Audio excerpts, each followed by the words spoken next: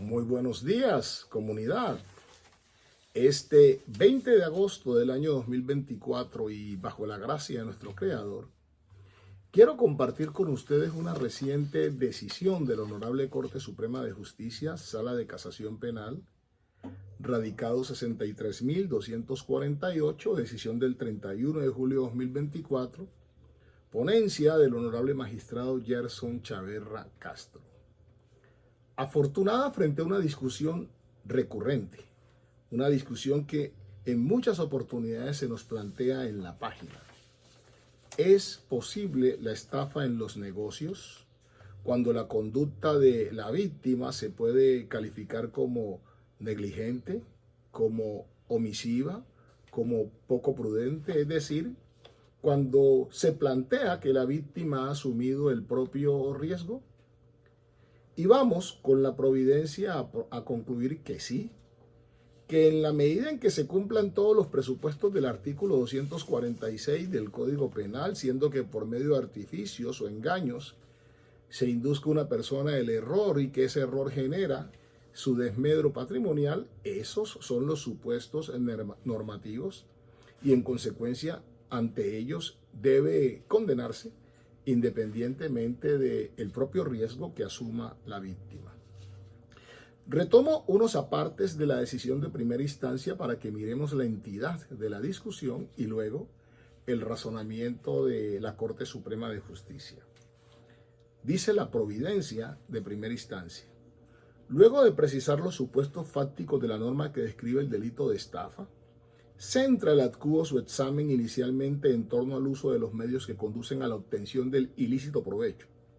pues considera que no siempre el artificio engañoso tiene la potencialidad de inducir o mantener en error a la víctima, de ahí que doctrina y jurisprudencia insistan en la idoneidad del medio, lo cual tiene sentido si se comprende que existen falacias que son fáciles de identificar, muy a pesar del reducido conocimiento o preparación académica que posea el sujeto pasivo del propósito criminal.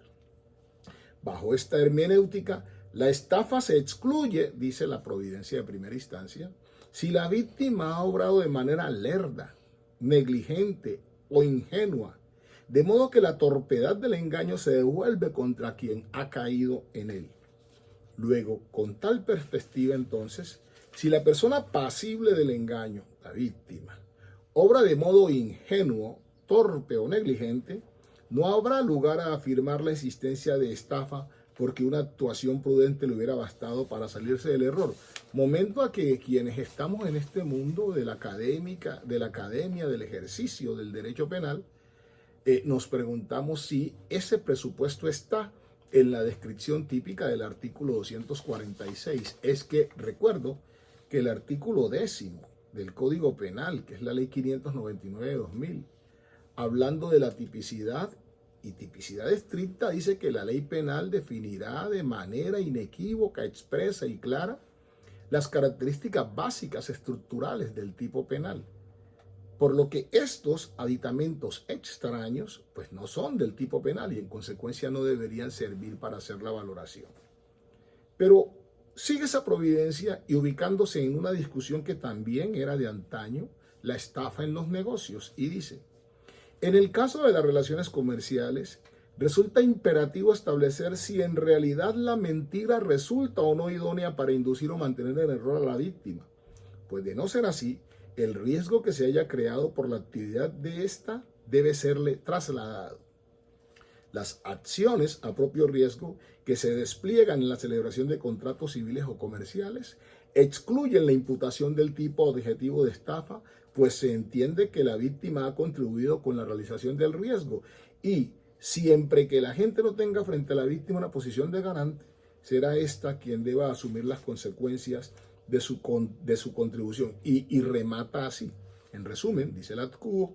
se acepta que los negocios jurídicos pueden constituir un medio idóneo para engañar, empero este debe ser determinante a la hora de inducir o mantener en error a la víctima. Fue una tesis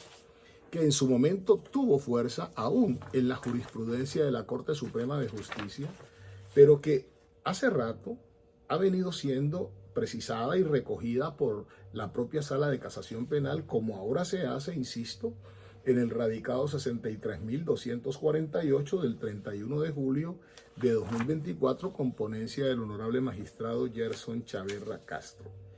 Y así nos dice la Corte, para reafirmar la decisión que tomara el tribunal de revocar esa absolución y condenar, diciendo que la acción a propio riesgo no es presupuesto estructural de la tipicidad del delito de estafa, dice la Corte. Ahora, tratándose del nexo causal, aquella obtención del provecho ilícito por parte del procesado vendedor y el perjuicio correlativo causado al comprador fue demostrada consecuencia del despliegue de esos artificios o engaños que indujeron y mantuvieron en error al adquirente, pues, indudablemente,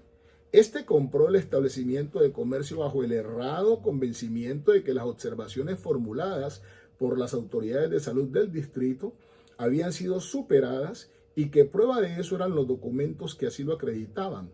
Nexo que mal puede entenderse inexistente, roto o interrumpido por la acción u omisión del comprador, so pretexto de la figura de la acción a propio riesgo, de la cual en esencia se valió erradamente el ad quo para absolver por el punible contra el patrimonio económico. Resumen lo que hemos valorado, expuesto acerca de cuál es la estructura típica del delito de estafa y que para nada trae como supuesto la acción a propio riesgo. Pero la Corte sigue diciendo, pasó por alto el juzgador de primera instancia y el impugnante que a partir de la decisión 42.548 de 2016, la Corte abandonó la idea de aplicar la teoría de la acción a propio riesgo a juicio de tipicidad del delito de estafa, bajo el concepto según el cual dicha figura introduce en el tipo penal una exigencia extraña a su propia estructura, sin que la misma tolere comportamientos de carácter omisivo por parte de la víctima. Eso no es un elemento estructural del delito consagrado en el artículo 246 del Código Penal actual, Ley 599 de 2000. Y sigue diciendo, la referida decisión, sentada sobre un breve estudio de aquellos antecedentes en que la Corte encontró dogmáticamente justificada la aplicación de aquellos conceptos insertados en el desarrollo que la teoría del delito aportó la imputación objetiva, y las denominadas acciones a propio riesgo, enfocadas en el proceder de la víctima en el delito de estafa, rechaza su pertinencia por estimar que un tal elemento desborda la descripción típica de este punible.